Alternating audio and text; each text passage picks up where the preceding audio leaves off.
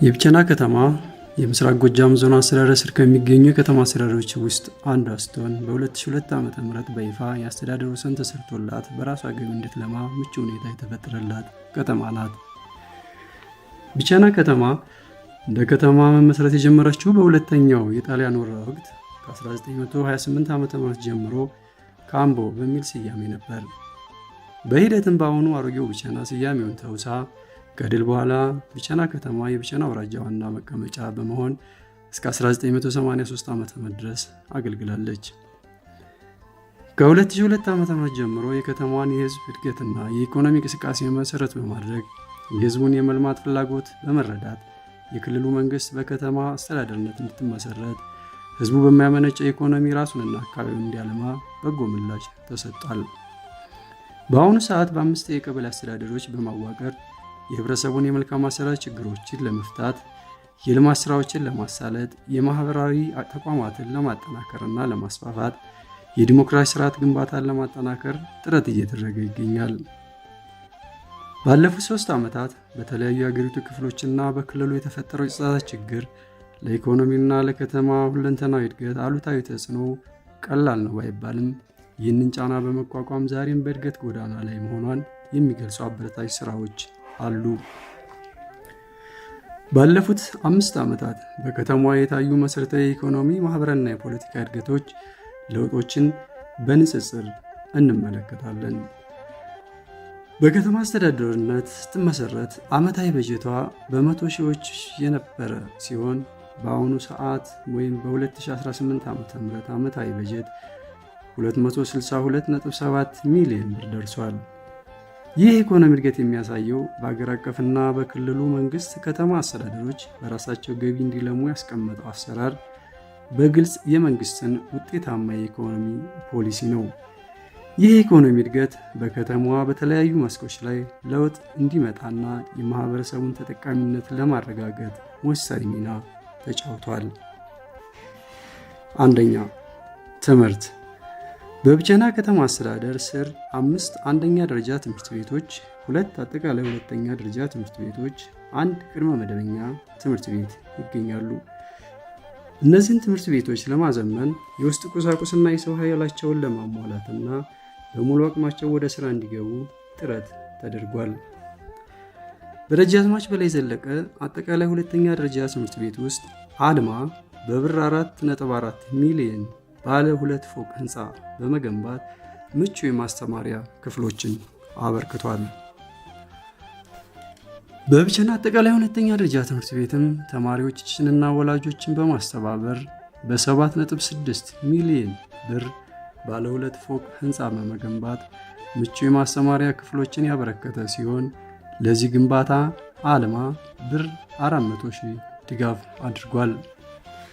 አልማ የሰንቢ አንደኛ ደረጃ ትምህርት ቤት ከዋናዎች ጋር በመተባበር በብር 2.2 ሚሊዮን ብር ባለ 8 መቀመጫ ሽንት ቤት በመገንባት ተማሪዎችን ተጠቃሚ አድርጓል።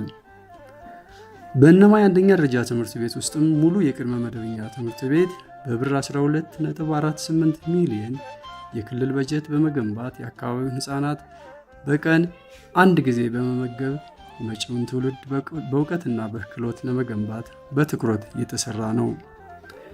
የብቸና ቴክኒክና ሙያ ማሰልጠኛ ተቋምን ወደ ኮሌጅነት ለማሳደግ በትጋት እየተሰራ ሲሆን የእነማይና ብቸና ከተማ አስተዳደሮች ከ28 ሚሊዮን ብር በላይ ወጪ በማድረግ የውድወርክና የቢልዲንግ ኮንስትራክሽን ወርክሾፕ ግንባታዎችን በማጠናቀቅ ለአገልግሎት ዝግጁ አድርገዋል።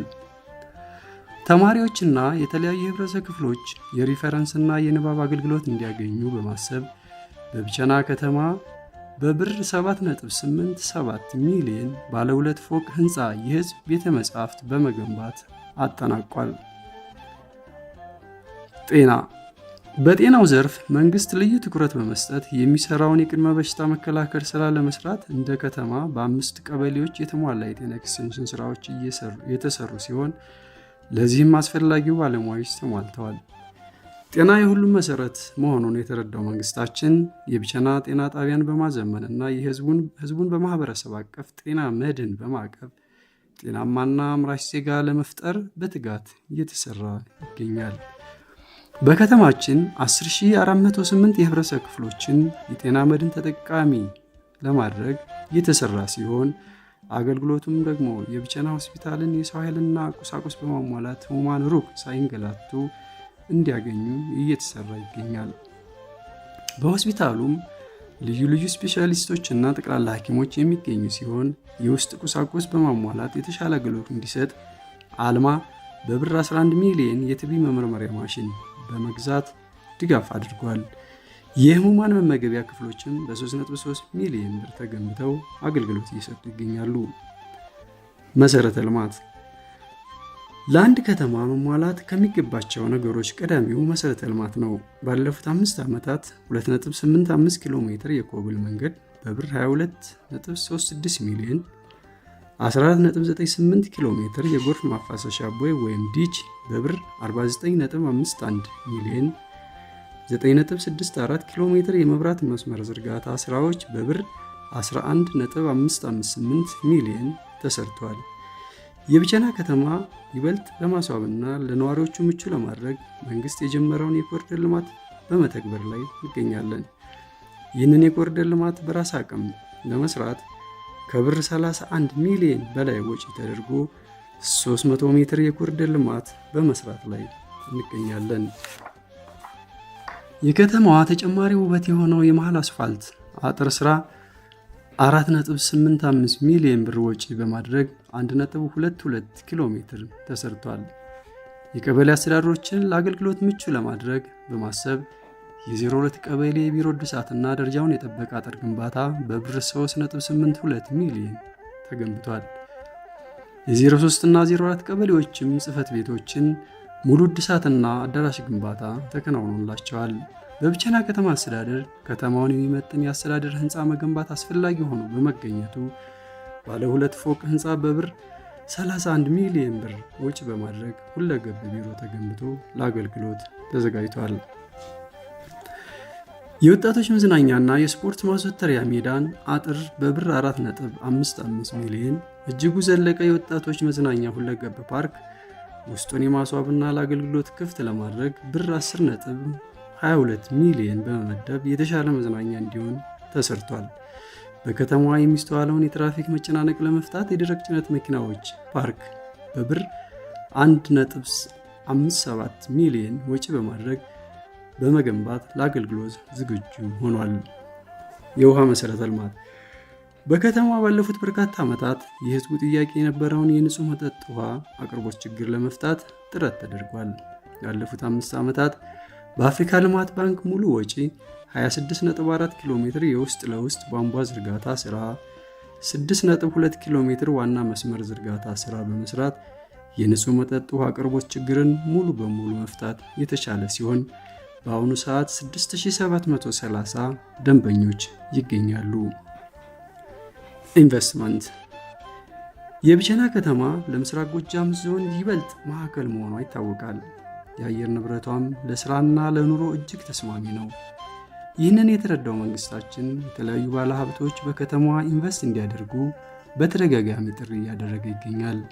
በከተማዋ 61 ሄክታር መሬት ለኢንቨስትመንት የተዘጋጀ ሲሆን 7.5 ሄክታር የማልማት ጥሪውን ለተቀበሉ ባለሀብቶች በማስተላለፍ ሀብታቸውን ኢንቨስት በማድረግ ላይ ናቸው። ከነዚህ ውስጥም 70 አጠቃላይ አግሮ ፕሮሰሲንግ ፋብሪካ የተለያዩ የግብርና ግብዓቶችን በመጠቀም የዱቄት፣ የፓስታ፣ የመኮረኒና ሌሎች ውጤቶችን ለማምረትና ወደ ገበያ ለማውጣት በዝግጅት ላይ ያለ ሲሆን በአካባቢውም ሌሎች ባለሀብቶች በግንባታ ሂደት ላይ ይገኛሉ። ወንዳለ ንጉሴ ደጉና አሳቤ ቶርኖ ቤቶች ለበርካታ ወጣቶች የሥራ ዕድል የፈጠሩ ሲሆን ንጉሴ ደጉና ወንዳለ አሳቤ ቶርኖ ቤቶች ለበርካታ ወጣቶች የሥራ ዕድል የፈጠሩ ሲሆን የወፍጮ ዕቃዎችን፣ የዳቦ ማሽኖችን፣ የመኪና መለዋወጫዎችን፣ የሲሚንቶ ማቡኪያዎችን፣ የጥራጥሬ መከኪያ ማሽኖችን እና የተለያዩ ብረቶችን በማጠፍና ቅርጽ በማውጣት ሰፊ አገልግሎት እየሰጡ ይገኛሉ። በከተማዋ የተለያዩ የእንጨት መሰንጠቂያ ማሽኖች፣ ማደያዎች፣ ሆቴሎችና ልዩ ልዩ አክሲዮኖች በተለያየ የግንባታ ደረጃ እና በአገልግሎት ላይ ይገኛሉ። የወጣቶች የስራ ዕድል ፈጠራ በቢቸና ከተማ በርካታ ወጣቶች ያሉ ሲሆን ወንድ 9903፣ ሴት 8447 በድምሩ 18350 ወጣቶች እንደሚገኙ ይገመታል። እነዚህ ወጣቶች በእውቀት በክህሎትና በጉልበት ለከተማው እድገት የጎላ አስተዋጽኦ አላቸው። መንግስት ይህንን አቅም በመረዳት በስራና ክህሎት ጽሕፈት ቤት አማካኝነት ወደ ስራ ለማስገንባትና የሚመነጨውን ኢኮኖሚ ለመጠቀም በተለያዩ የስራ መስኮች ማለትም በማኑፋክቸሪንግ፣ በብረታ ብረትና እንጨት ስራዎች፣ በማዕድን፣ በከተማ ግብርና፣ እንስሳት፣ በአገልግሎት ዘርፎች በመሰማራት ላይ ይገኛሉ። በከተማ ግብርና ለሚሳተፉ ስራ ፈላጊዎች አገልግሎት የሚውል ከ16 ሄክታር በላይ መሬት የተዘጋጀ ሲሆን በአሁኑ ሰዓት ከ6 ሄክታር በላይ መሬት ለ177 ኢንተርፕራይዞች የተላለፈ ሲሆን ወንድ 80፣ ሴት 97 ድምር 177 ወጣቶች ወይም ስራ ፈላጊዎች ተጠቃሚ ሆነዋል።